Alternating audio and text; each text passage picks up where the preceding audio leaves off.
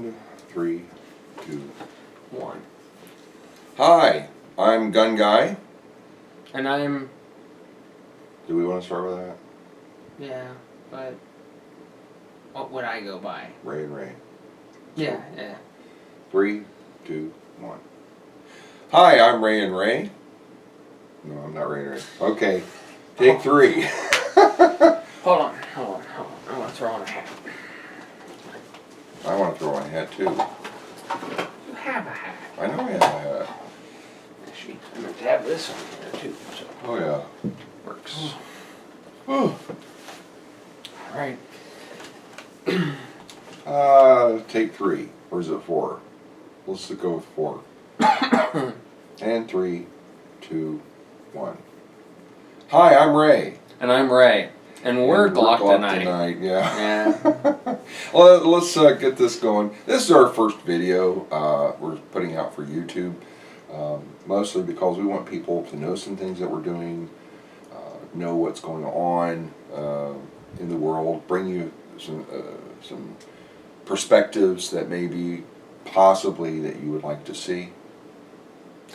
Also, you know, it's you know, something for us to do together, you know, father and son, and it's also just something we want to do for fun. It's something we've been thinking about doing for a while, but never got around to it, and you know, I think it's about time that we started. So. Oh yes. Oh, and there is a reason for the term Glock tonight in the channel. And the reason is because yeah, well, go ahead. Well, you want to let's let them guess for now. Yeah, the mystery. We'll go ahead and leave it a mystery. Yeah. We ran across an AR-15. By the way, AR stands for Armalite Rifle, Model 15.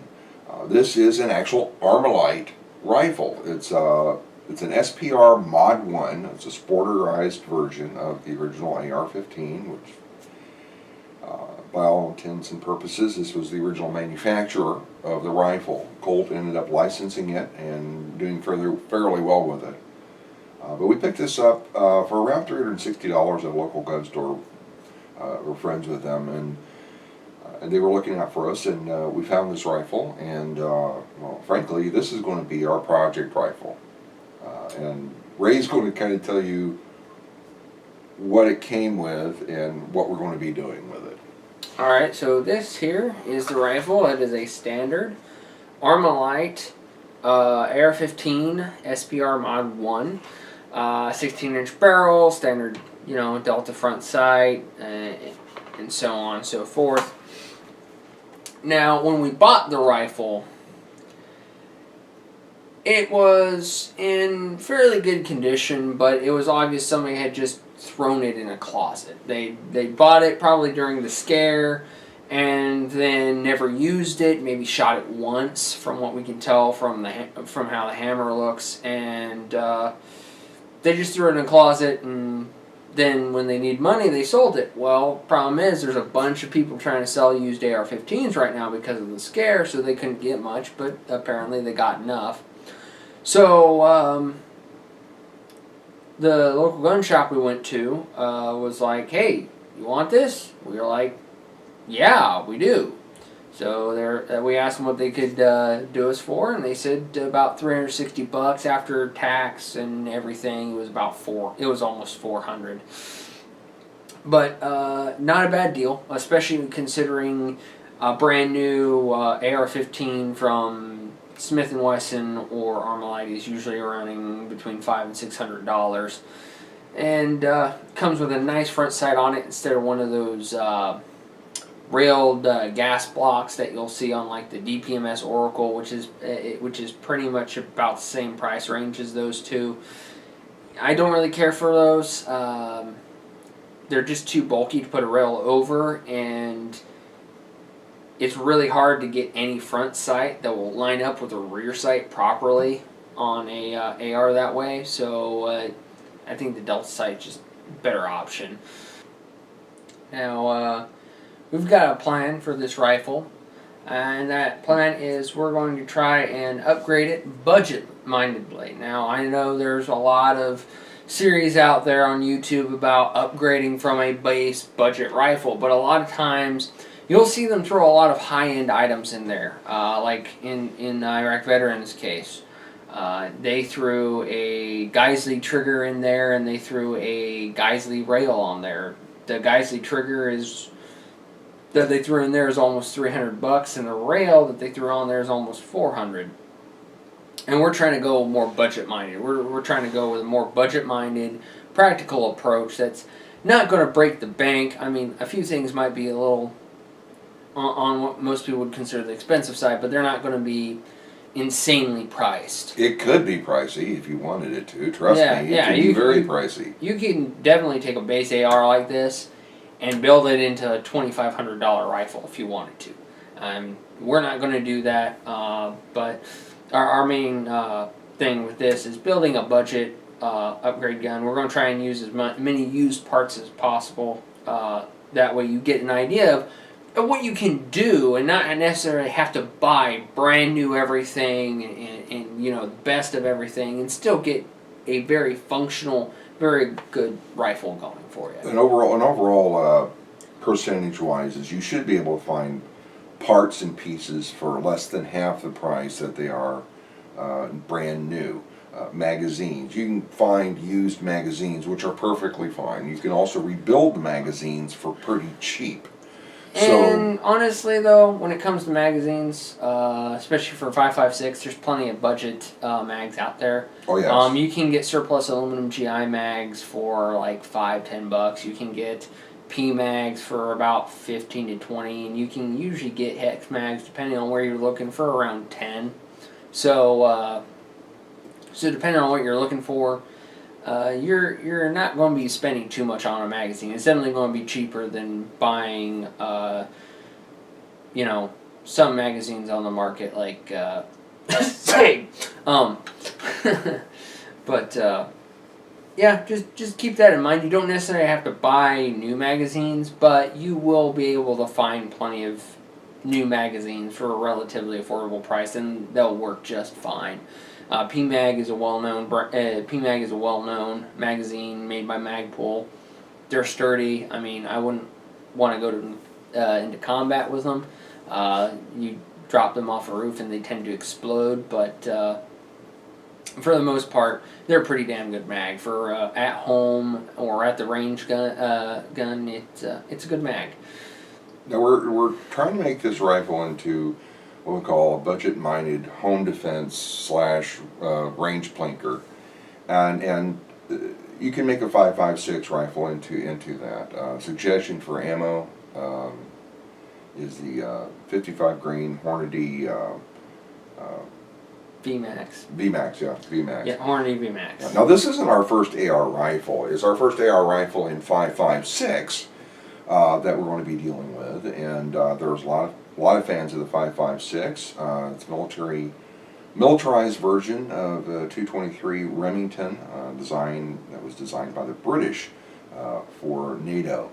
This 5.56 round is a lot faster than a standard 223.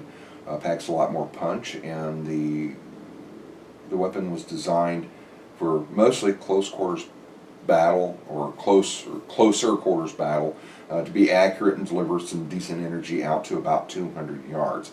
That's about it. You do have some rifles that are longer barrel lengths that they can go out to around 400 or 500 meters and deliver enough energy if you're on target in the correct areas. I mean, heart, lungs, head, possibly, and get some decent kills out there, some decent hits on target. From friends in the military that I know who are veterans like myself,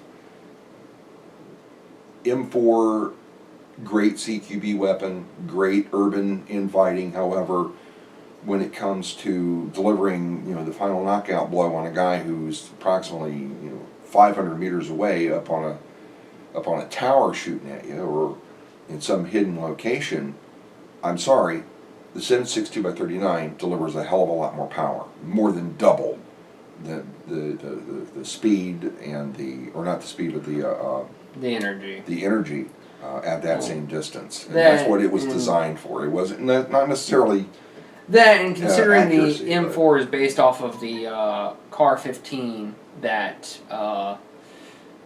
was used in the mid to later Vietnam War, it wasn't meant to be a long-range rifle. In fact, they designed it to be a short to medium-range rifle. In other words, you're looking from muzzle to about 300 yards in an M4 style platform.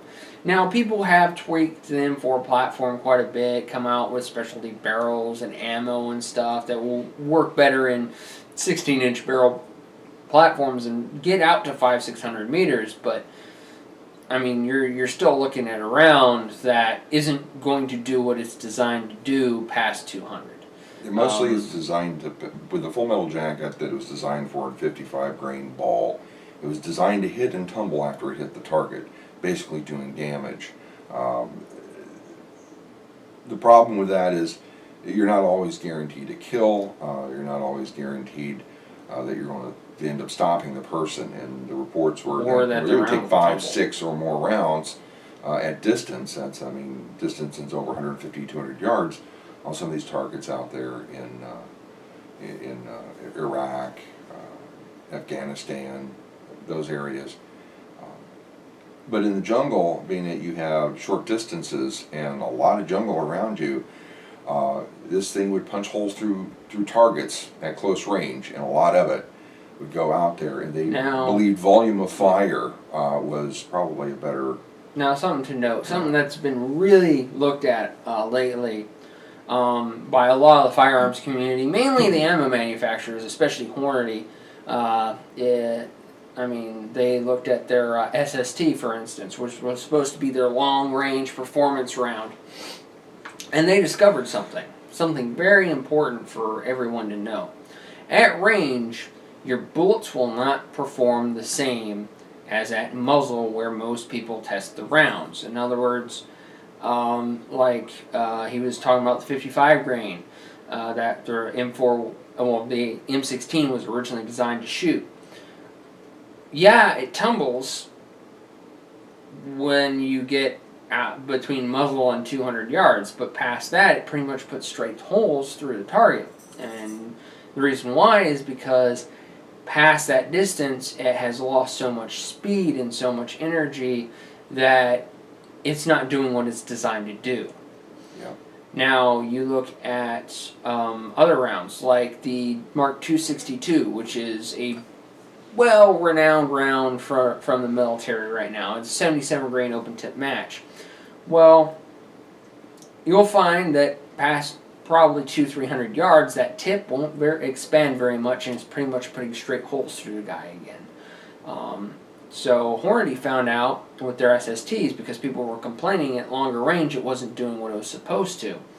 And they developed a new load called the ELD, which is basically an SST, but with a slightly new design to it, because what they found out was, at longer ranges, these rounds that were designed to be expanding in ballistics gel or flesh, ballistics gel is meant to simulate flesh, at, muzzle, basically, or, which is, when they say muzzle, they really mean 3 feet from the muzzle. So from muzzle to, about 100 yards, yeah, it performed perfect. It performed the way it was supposed to, but once you got out at longer distances, they noticed that there was less and less and less performance. So what they decided to do was to redesign the SST, which is where they got the ELD, and it expands more consistently at longer range. And the way they did that was they took a round, and instead of trying to get it to expand at these super high velocities, they wanted to make sure that it would expand at super low, like pistol caliber velocities. We're talking, 1,100-1,200 feet per second. They were still trying to get full expansion out of it, and that's helped with bullet design. Now with 5.56, you're not going past. Most likely, you're not going past 500-600 meters, depending on the round you have and how good you are. Now, most people, your average shooter, you're probably not going past 200-300 yards, which is the basis of this rifle. We're going to make it a 300-yard rifle. You know, if we can get 1.5 1 to 1.5 MOA out of it, we could push it to 4. But even if we get 2 or even 3 MOA out of this rifle, which most ARs are going to stick within the 1 to 2 MOA range, you're still talking 300 yards. That's a 9-inch circle. That's a pie plate on somebody's chest. So that's definitely going to do the job. Now, when we bought this rifle, it came with this. This is an NC Star 4x30 scope. It's just a simple scope. It's not very fancy. Or good. Yeah. Well, it's not that it's not good. It's that this is not what this was designed for. Yeah, I know. If at anything, this was designed maybe, if I was to take a guess, to be put either on a pistol or shotgun for shooting, or even a .22. This is definitely not it's a souped up .22, but this is a performance caliber rifle. This is not a performance caliber optic. It is not probably the best thing in the world to use. They got these massive clunky 30 millimeter rings on it. Lord knows what they're torqued down at. It has, I'm not even sure why in the world you're putting these Picatinny rails. You know, what are you going to do? Mount a light to this, or light to the left or right? It's going full mileage. I have no understanding as to why they would put this on the rifle, other than they were cheap. Yeah. When it comes to optics, I'm going to give you a basis. If your rifle costs $500, just saying, if your rifle costs $500, why in the world are you going to put a $50 POS on it? Yeah. Okay. If you're going to have an optic, you're going to have an optic that's at least capable of handling recoil and jars and vibration and pretty much stay on center. For this type of rifle, between 150, 200 yards, 300 yards maximum, you really don't need it. Yeah, no. And a lot of times you'll get these cheap scopes from NC Star or Sightmark or other companies, and they'll say that they're firearm rated, but really that means that they were maybe put on a .22 long rifle, like a Ruger 1022 or Marlin Model 60, and they shot 50 rounds out of it and said, oh, yep, it's firearm rated. Now this is just opinion, but still.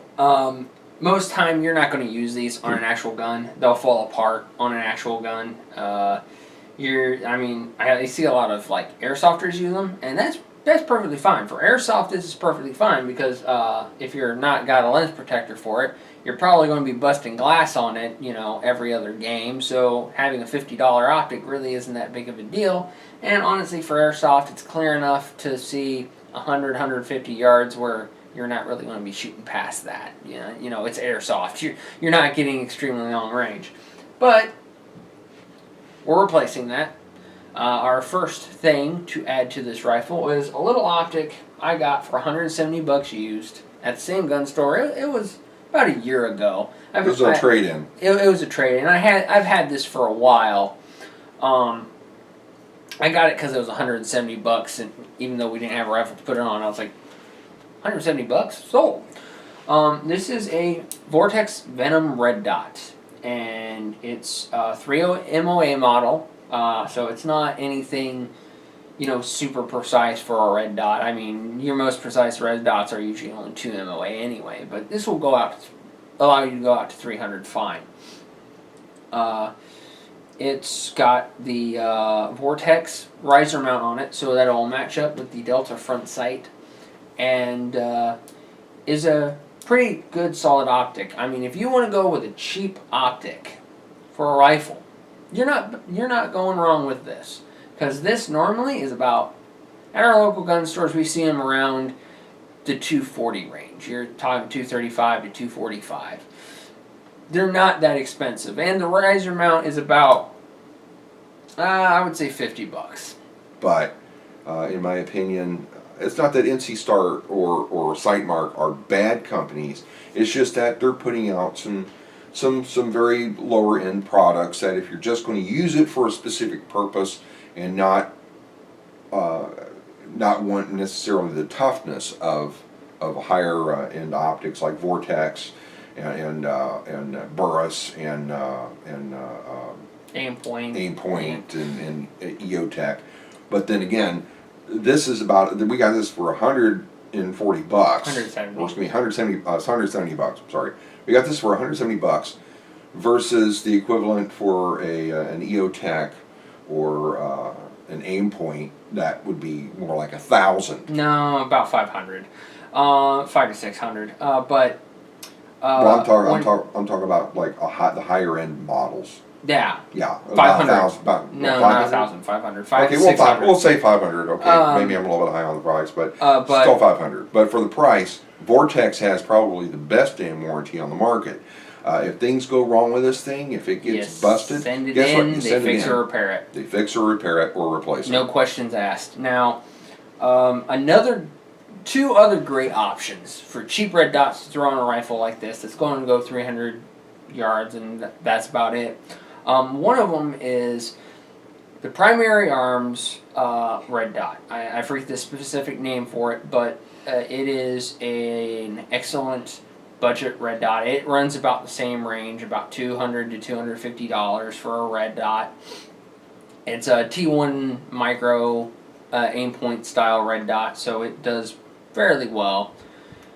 And honestly, the reviews on it have been fantastic. And then you also have the Holosun B-Dot, which is another popular red dot that's also a T1 style red dot. That's, again, around $200 to $250. Now, you'll notice that you're spending $200 to $250 on these optics. And, a lot of people budget-minded look at that and go, that's a lot of money. Can't I just spend like $100, $150 on like a cheap Tasco or something? And whereas, that might work for a little while, you're going to find that you're replacing them constantly because they're breaking. They're not made to last. They're made to last maybe a couple of summers and then they're, a couple of hunting seasons and then they're shot. So, I would definitely spend the extra money. I mean, on an optic, you want to spend at least half the cost of your rifle to try and at least get a decent optic that's not going to be falling apart on you when you're shooting it, for the fourth or fifth time that year. It will get expensive fast, and you won't even realize how expensive it is because you're throwing away a $100 to $150 optic, every 4 or 5 times you go shooting. If you go shooting 10 times a year, you've just thrown, $200, $300 away right there. Whereas you could have just spent the little bit more money, get a Primary Arms or a Holosun or a Vortex little Venom Red Dot, and it'd been the same cost and it'll last you pretty much the life of your rifle. All you gotta worry about is changing batteries probably every year or two. So now the thing is that any rifle you get is going to be an investment. Do your research. YouTube is full of videos of people doing quality control, I would call it, on products that are out there. Now, because we're going to make an investment, we got our initial base rifle for $360, plus tax, title, license, and bribery fees. The thing is that this is the base rifle, and the one thing that the AR is good about is being able to adapt it, to modify it, to adjust it to how you want to shoot or how you want to do things. Now, with this rifle, there are many different things you can do. You can make it ambidextrous, both for the safety and for the bolt release. You can make it ambidextrous for the charging handle. You have varieties of different forms of magazines you can use for it. And also grips. Sights, barrel extension options, slings, butt stocks, exactly, handguards. Yeah, I mean, Handle it's endless. size, I mean, a lot of grips. people like to call AR-15s adult Legos, and I would tend to agree. Yes. They're very much so. You can do pretty much anything you want with an AR-15 as long as you know how to turn a wrench decently, or you know somebody who can for you. You can do pretty much anything you want. You can swap out barrels. You can swap out hand guards. You can swap out gas blocks, sights. Pretty much anything you want, you can swap out the trigger group. I mean, right now this just has a basic mil-spec trigger group in it, but if I wanted to, I could take a Geisley or a Timney trigger pack and throw it in there, or if I wanted to, a Echo trigger if I was willing to spend $500 on a trigger, which quite frankly I'm not. But basically, you can make this rifle as inexpensive or as expensive as you want. You can. Period. You can just leave it as is, or you can run the gambit on it and run it all the way up to, like I said, $2,500 or more rifle. I mean, you could probably get it as high as $4 or $5 grand invested in your AR if you wanted to, especially if you're buying Noveski stuff. Oh yes. Now the one thing I've noticed in a lot of modifications for rifles is people make themselves pretty rifles, and the reason they make themselves pretty rifles is for one reason and one reason only, and that's because they know they will never ever take it into battle. Okay, fine, you'll never ever take it into battle, so you make yourself a pretty rifle. We're not going to make this a pretty rifle. You know why? Because we love us some black rifle. Yeah. Does that make you unhappy? Does it make you sad? I'm not sorry. I mean, we might pretty it up. Love me some black rifle. We might pretty it up a bit, but it's not going to be super pretty. You're talking. Love me some black rifle. You're talking. We're probably. Edit that out now. We're probably going to maybe do a what I like to call Special Forces Cerakote, which is Krylon or Rust-Oleum. Rust-Oleum, yeah. Yeah, it's spray paint. Yeah. And I know a lot of people like to get their guns Cerakoted or Duracoated. And yeah, it looks cool, and yeah, it lasts for a long time, but for people who can't afford to spend, $300-400 on Cerakoting or Duracoating the rifle, it's better off to just, spray paint it how you want it, and then, you can just spend $10 on paint, and, well, if you include painter's tape, maybe $15. You tape it up everywhere you need to tape it up, and then you spray it down with a few coats of one color, a few coats of another color, and maybe a third color in there, and then you got a decent camo pattern, or maybe you want it all one color, and you can do that, and then you can just keep rattle cannoning it as much as you want. And yeah, it'll eventually come off, but you're not spending, it'll take, 5-6 years for you to spend the same amount as if you would have thrown a Cerakote on there. And Cerakote and Duracoat usually only lasts about 3 or 4 years. So, kind of a cheaper, better option. But just throwing that out there. Now, what we're going to end up doing is, starting at that end, we're definitely going to replace this. This is just a standard Smith & Wesson style. Well, it's a standard old school SOP mod stock. Now, this is actually what I call the SOP mod stock. It's the original SOP mod stock. I mean, you had the old metal thing that was on the AR-15, and then you had this, which was designed for the Special Forces for the AR-15 to, one, allow for more positions of pull, because the old car stock, which was aluminum, only had 3 positions of pull for length of pull. This one, I believe, has 6. And this has 6, so it allows for more variation between guys and depending on how much gear you have on you. Now, going for a modern SOP mod style stock, you're looking at like $200. We're not going to do that. We're going to try and find a decent used, either BCM Gunfighter or a Magpul CTR or STR stock. Or Bravo Tactical. Well, Bravo Company, yeah. Bravo Company. That will run about. Bravo. That will run under $50 used. I mean, you're looking at under $50 used for a butt stock. Now, another thing. I want to use duct tape.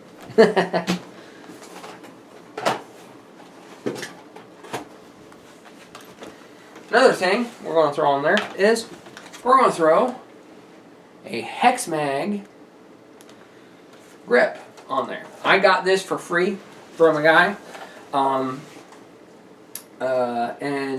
It just happens to be FDE. It doesn't have to be FDE. You can get their black one. It's their advanced tactical grip, and we're going to try it out, and we're going to see how it performs, because quite frankly, the A2 pistol grip sucks. I mean, it's meant to fit everybody's hand, so it means it fits no one's hand. And honestly, it's really uncomfortable for me. And I mean, some people like the grip. That's fine. You like the A2 style pistol grip. I'm all for you having it on there. Personally, I'm not. On my rifle, I'll go with something else. I mean, this is only going to run you. I mean, on pistol grips, you don't even have to go used. They're pretty cheap. Magpul MOE Plus grip or K2 Plus grip is what we recommend usually on ARs. They're really nice. They're only like $30.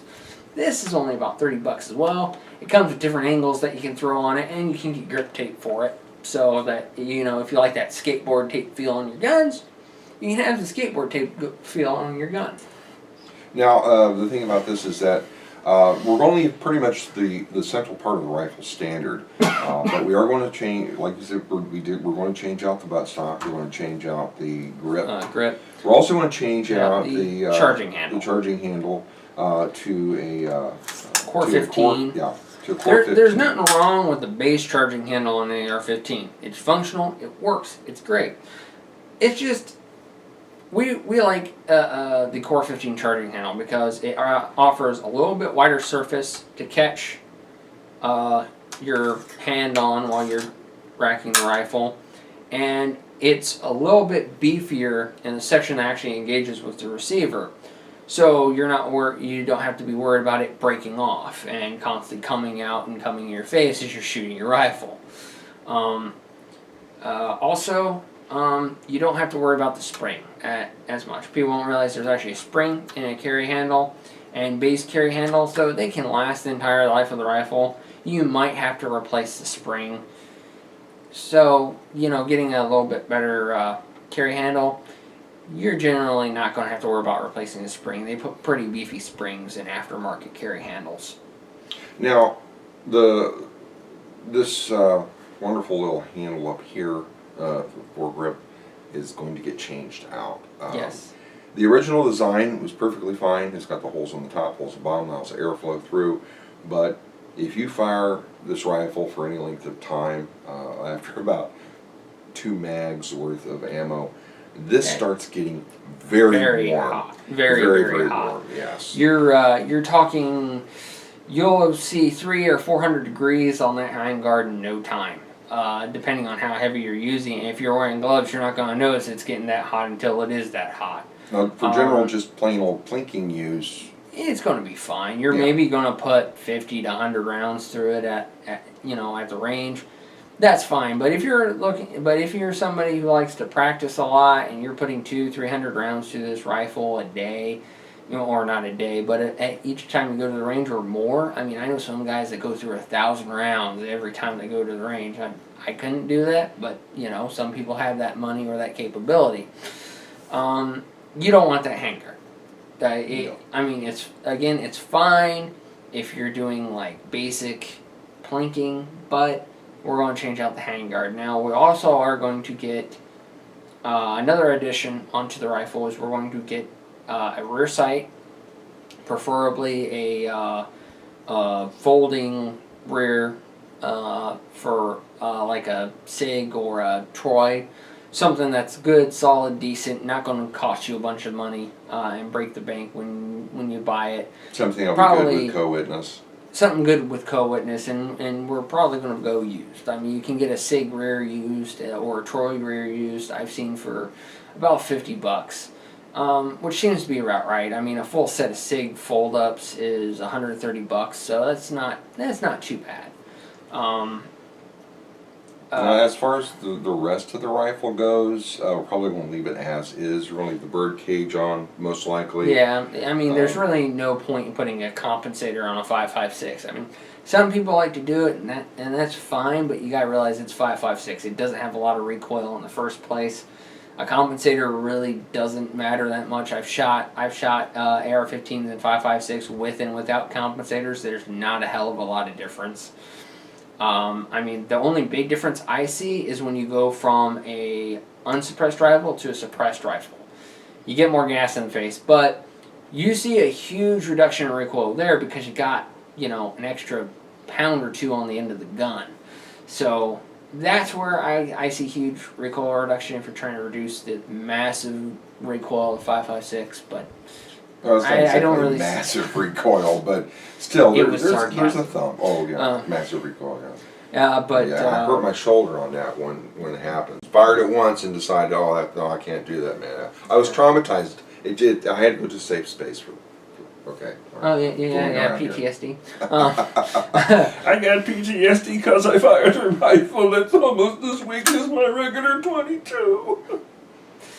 Okay, but so we're probably going to keep the barrel and flash hider the same because let's face it, a normal nitrided barrel is going to last quite a while on an AR-15, and it's a 300-yard rifle anyway. We're not going for super tight groups, so we're not going to switch it out for like a stainless steel or super high-end barrel. We're just going to keep the base barrel, and it'll probably shoot about inch and a half to 2 inches at 100 yards, which is about roughly 1.5 to 2 MOA. So if it can do that at 100 yards, bench rested, then we know that it'll be a good 300-yard rifle. We don't really have to worry about. We don't really have to worry too much about not being able to hit our target, which is the important thing. We want to be able to hit our target out to 300 yards. That is the most we're probably going to go with this rifle. So what we're going to do. For the handguard is we're going to replace it with a probably a free float handguard, mainly because I don't like extra stuff interfering with the barrel, and if we can get a little extra accuracy out of the barrel, it's going to show when we put a free float on there, and maybe get those groups down a little bit better. Maybe if it's a 2-inch rifle, get it down to 1.5 inches. If it's 1.5 inches, maybe get it down to 1.25 inches to 1 inch at 100 yards. But again, I'm not going to take it out 600 yards. We're only going to take it out to 300. But, a little bit of extra accuracy helps.